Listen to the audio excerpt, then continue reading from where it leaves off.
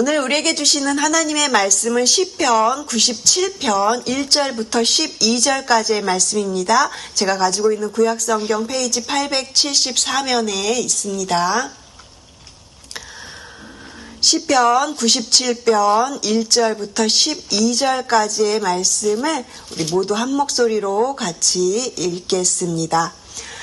여호와께서 다스리시나니 땅은 즐거워하며 허다한 섬은 기뻐할지어다. 구름과 흑암이 그를 둘렀고 의와 공평이 그의 보좌의 기초로다. 불이 그의 앞에서 나와 사방의 대적들을 불사르시는도다. 그의 번개가 세계를 비추니 땅이 보고 떨었도다. 산들이 여호와의 앞 곧 온 땅의 주 앞에서 밀랍같이 녹았도다. 하늘이 그의 의를 선포하니 모든 백성이 그의 영광을 보았도다. 조각한 신상을 섬기며 허무한 것으로 자랑하는 자는 다 수치를 당할 것이라. 너희 신들아 여호와께 경배할지어다. 여호와여, 시온이 주의 심판을 듣고 기뻐하며 유다의 딸들이 즐거워하였나이다. 여호와여, 주는 온 땅 위에 지전하시고 모든 신들보다 위에 계시니이다. 여호와를 사랑하는 너희여, 악을 미워하라. 그가 그의 성도의 영혼을 보존하사 악인의 손에서 건지시느니라. 의인을 위하여 빛을 뿌리고 마음이 정직한 자를 위하여 기쁨을 뿌리시는도다. 의인이여, 너희는 여호와로 말미암아 기뻐하며 그의 거룩한 이름에 감사할지어다. 아멘. 하나님께 다스림받는 사람의 기쁨이라는 제목으로 오늘 시편 97편으로 은혜를 나누겠습니다. 저희가 읽은 이 시편 97편은 이 저자에 관한 기록이 없습니다. 누가 썼는지 정확하게 성경은 말해주지 않고 있어요. 하지만 학자들은 이것이 쓰여진 시기가 바벨론 포로 생활을 마치고 돌아온 이후에 쓴 것으로 보고 있습니다. 이스라엘 백성들이 이제 바벨론에서 모든 포로 생활을 마치고 이제 돌아와 보니까 예루살렘은 어땠어요? 예루살렘은 황폐해져 있었습니다. 성전은 불타 없어지고 왕도 사라졌고 그리고 나라는 강대국에 의해서 그 지배 아래 완전히 이렇게 폐허가 된 그런 상태였어요. 백성들의 마음속에는 이런 질문이 가득했을 것 같아요. 하나님 도대체 어디 계십니까? 하나님 정말 살아계신 거 맞습니까? 정말 하나님 우리를 다스리고 계신 왕이십니까? 이런 질문들이 그들의 마음속에 있지 않았을까 싶습니다. 절망하고 있는 그 이스라엘 백성들을 향해서 이 시인의 저자가 어떻게 선포하고 있습니까? 우리 1절 말씀 다시 한번 같이 읽겠습니다. 여호와께서 다스리시나니 땅은 즐거워하며 허다한 섬은 기뻐할지어다. 절망적인 상황인데 어떠한 상황에서도 지금 하나님은 여전히 우리를 다스리고 계신다. 이렇게 오늘 이 시편 97편의 가장 핵심 내용이 되는 것이요. 그리고 그렇게 선포하는 것이 또한 오늘 본문에서 이야기하고자 하는 기쁨의 이유가 된다라고 말을 합니다. 그래서 오늘 본문은요, 기쁨에서 시작을 해서 또 마지막 절에 기쁨으로 끝나고 있어요. 기쁨은 하나님의 속성입니다. 하나님께서 우리에게 가장 주시기 원하시는 것이 이 바로 기쁨이라는 것이에요. 죄로 인해서 애통하고 또 절망 속에서 신음할 때도요, 하나님이 언제나 우리에게 주시려고 하는 것은 기쁨이라는 것입니다. 이것이 구약에서부터 신약까지 변함없이 흘러나오는 그 하나님의 메시지 안에서 우리가 잡아야 할 그런 하나님의 속성이라는 것이에요. 그렇다면 어떤 사람이 이 기쁨을 누릴 수 있을까요? 그 첫 번째는 기쁨의 근거는 하나님이 다스린다는 것입니다. 오늘 본문의 첫 마디를 보십시오. 저희가 조금 전에 읽었던 그 1절 여호와께서 다스리시나니, 이것은 선포예요. 다른 설명도 없고 배경도 없습니다. 그냥 마치 창세기에서 천마디에 하나님께서 태초에 천지를 창조하시니라 이렇게 선언하고 있는 것처럼 오늘 그 1절도 여호와께 다스리신다 이렇게 선언으로 시작하고 있습니다. 이 선언은요, 땅이 즐거워하고 허다한 섬이 기뻐할 수 있는 그 기쁨의 이유가 되어요. 피조물 전체가 인간을 포함해서 모든 것들이 다 그렇게 여호와 하나님을 기뻐하는 이유가 단 한 가지, 하나님께서 다스리신다라는 것입니다. 그런데 2절을 보니까 이런 말씀이 나옵니다. 구름과 흑암이 그를 둘렀고 의와 공평이 그의 보좌의 기초로다. 구름과 흑암이 그를 둘렀다라고 그렇게 표현을 합니다. 이스라엘 백성들에게 이 구름과 흑암은요, 하나님의 임재를 나타나기도 하지만 또한 하나님의 그런 얼굴을 가리워져서 하나님이 마치 안 계신 것 같은 그런 상황을 표현할 때도 이 구름과 흑암이라는 단어를 씁니다. 포로 생활을 마치고 지금 돌아온 백성들의 현실이 딱 지금 이렇습니다. 하나님이 계신가? 정말 안 계신가? 기도했는데 응답도 없고 이런 상황 속에서 지금 시인이 말하는 거예요.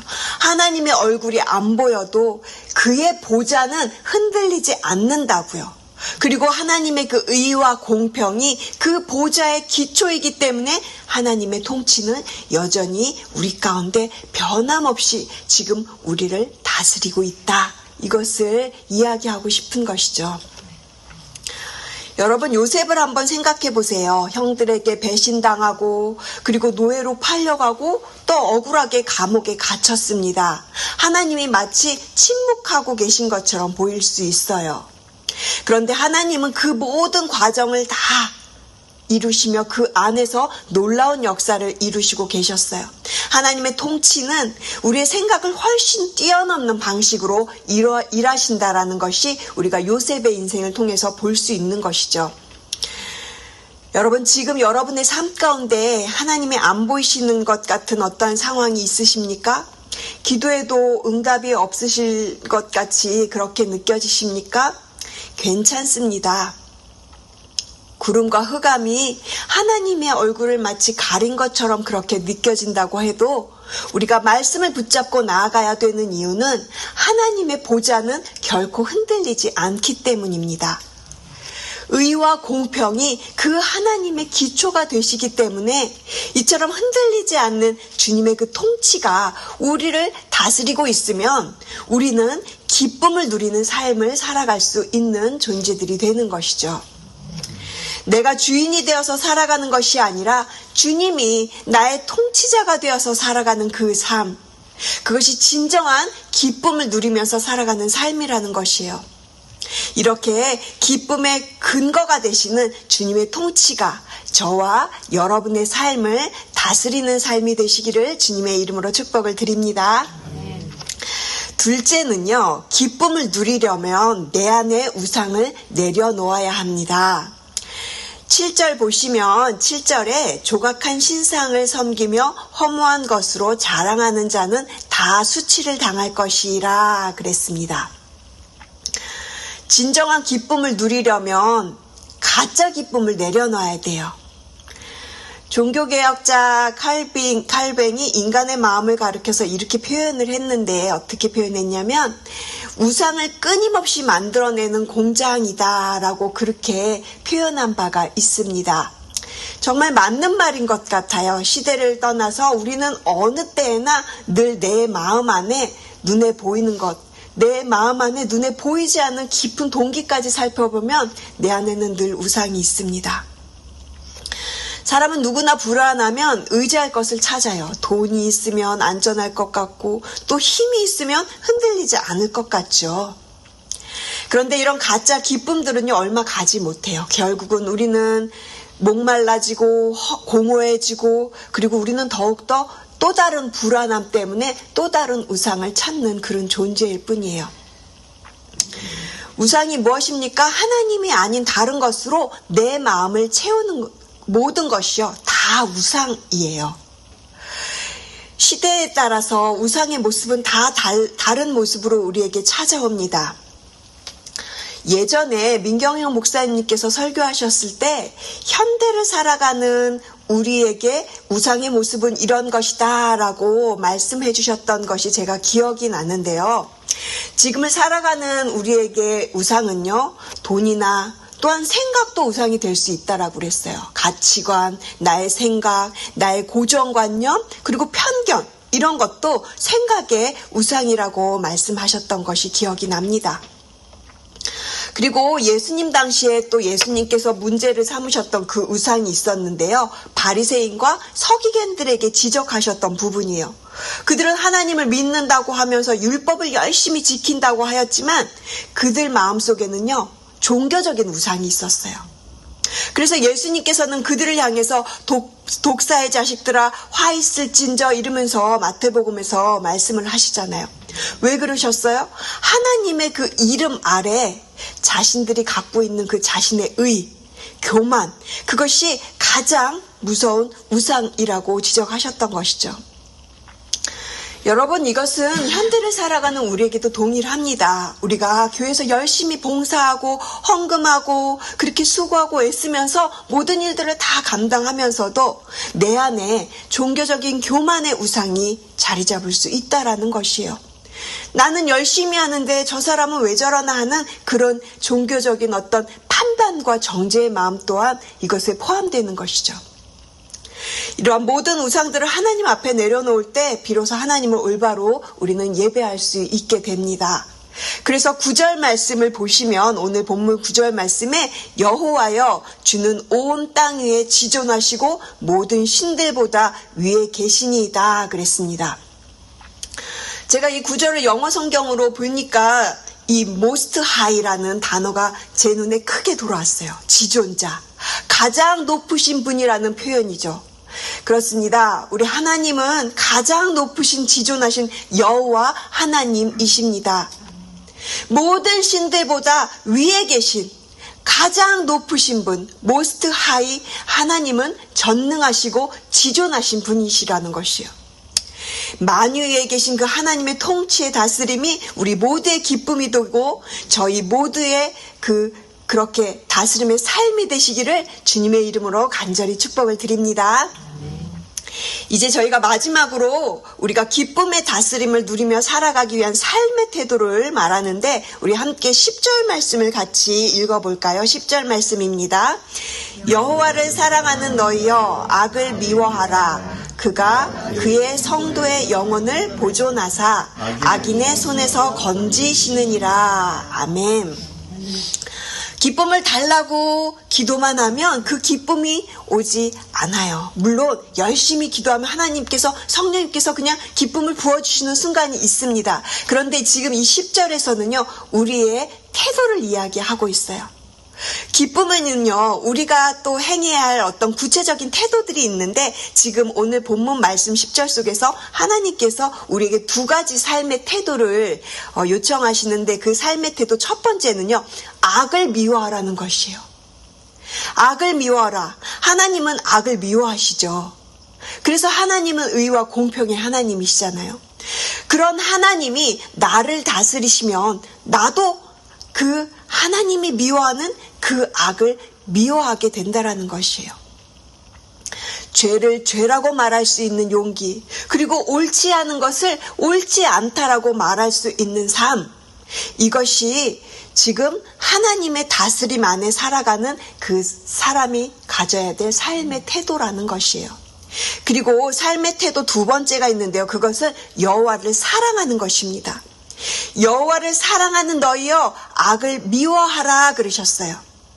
하나님을 사랑하는 사람이 악을 미워할 수 있구나. 순서가 중요하죠. 하나님을 먼저 사랑하면요, 그 사랑에서 악을 미워하는 힘이 나오는 것이에요. 참된 기쁨은요, 감정에서만 그치지 않습니다.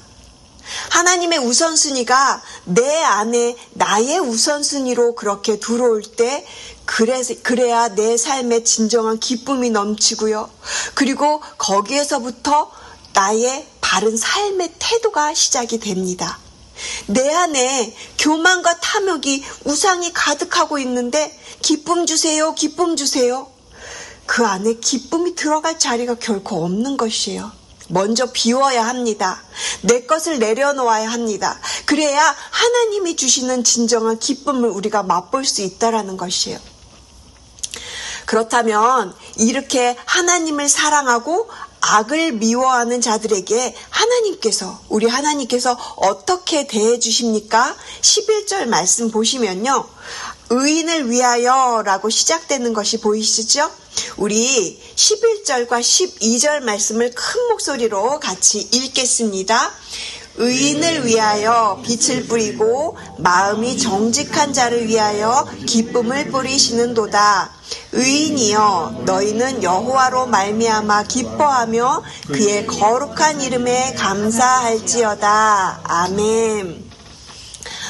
하나님이 의인을 위하여 어떻게 하신대요? 빛을 뿌리고 기쁨을 뿌리신다라고 그렇게 말씀하고 계세요. 마치 씨앗을 뿌리듯이 빛과 기쁨을 뿌리신다라고 그렇게 표현하시는 것 같습니다. 씨앗을 뿌리면 어떻게 돼요? 싹이 나오고 자라고 열매가 맺잖아요. 하나님의 기쁨이 그렇다라는 거예요. 하나님께서 우리에게 의인을 위하여 그렇게 뿌려주시는 것처럼 우리에게 씨앗을 뿌려주시면요. 우리 안에서 그 기쁨이 계속 자라나고 풍성해지고 또한 그러한 삶으로 하나님께 영광 돌리면서 나아갈 수 있다라는 것이에요. 그 기쁨을 받은 사람들은 누구입니까? 의인입니다. 예수 그리스도로 말미암아 의롭다고 부름을 받은 그런 예수님을 믿는 자들을 그렇게 하나님께서 의인이라고 하세요. 마음이 정직한 자라고 그렇게 말씀을 하세요. 그래서 우리는 우리 안에 우상을 내려놓고 악을 미워하고 하나님을 사랑하는 사람이 되어서 그렇게 하나님의 다스림을 받아들이는 사람으로 살아가는 것이죠. 이 빛을 뿌린다, 기쁨을 뿌린다, 정말 너무 좋은 표현 아닙니까? 저는 이 오늘 본문의 마지막 표현이 너무너무 좋았어요. 하박국 선지자도 이런 고백을 했잖아요. 하박국 3장에 비록 무화과 나무가 무성하지 못하고 포도나무에 열매가 없어도 나는 여호와로 말미암아 즐거워하겠습니다. 내 하나님 여호와로 말미암아 그렇게 즐거워하겠습니다. 그렇게 하박국 선지자도 아무것도 없는 상황 속에서 하나님으로 말미암아 기뻐한다고 고백하였어요. 이것이 어떻게 가능합니까? 하나님께서 여전히 다스리고 하나님께서 모든 것을 합력하여 선을 이루어 주실 거다. 하나님을 향한 그 트러스트, 하나님을 향한 그 믿음이 있을 때 이 기쁨이 가능하다라는 것이에요. 사랑하는 성도 여러분, 지금 나의 삶을 움직이는 것이 무엇입니까? 하나님의 통치입니까? 아니면 우리가 너무 이렇게 세상 미디어를 많이 들어서, 뉴스를 많이 들어서 내 안에 그런 것들로 가득 차 있습니까? 나를 기쁘게 하는 주님의 그 음성, 하나님을 기쁘게 하시는 것이 무엇인지 우리가 그렇게 기도하며 나아가기를 원합니다. 오늘도 이 하나님의 다스림 속에서 내가 밟는 곳마다, 내가 만나는 사람마다 하나님의 의와 공평을 살아내는 주님의 그 통치 아래 살아가는 주님의 귀한 백성들 되시기를 간절히 주님의 이름으로 축복을 드립니다. 기도하시겠습니다. 하나님, 저에게 기쁨의 이유가 되어주셔서 감사를 드립니다. 주님의 다스림, 주님의 그 통치를 받는 자들은 기뻐한다고 말씀하셨사오니 우리 삶이 세상의 기준이 아니라 오직 주님을 바라보면서 오직 주님이 나의 주인이 되어주셔서 주님의 통치를 받는 삶으로 나아가기를 간절히 소망합니다. 주님, 우리가 입으로는 하나님이 다스린다고 하시면서 실제로는 내 안에 원하는 것, 내가 생각하는 것대로 그렇게 살아온 날들이 많습니다. 주님, 마음속에 품어온 온갖 크고 작은 우상들을 오늘 이 말씀 앞에 우리의 기도의 자리에서 내려놓습니다. 주님 깨닫고 주님께 용서를 구하며 나아가는 오늘 하루가 되게 하여 주시옵소서. 이번 한 주간에도 내가 만나는 사람들 앞에서 또 나의 그 결정 앞에서 하나님이 다스리는 삶이 무엇인지 깨닫게 하시고 주님의 음성 들으며 그렇게 악을 미워하고 주님을 사랑하는 그 살 위에 주님 약속하신 대로 기쁨을 뿌려주시옵소서. 어떤 상황에서도 하나님 여호와로 말미암아 즐거워하리로다 이렇게 고백할 수 있는 오늘 하루가 되게 하여 주시옵소서. 감사드리며 이 모든 말씀 살아계신 예수 그리스도의 이름으로 간절히 기도드리었습니다. 아멘.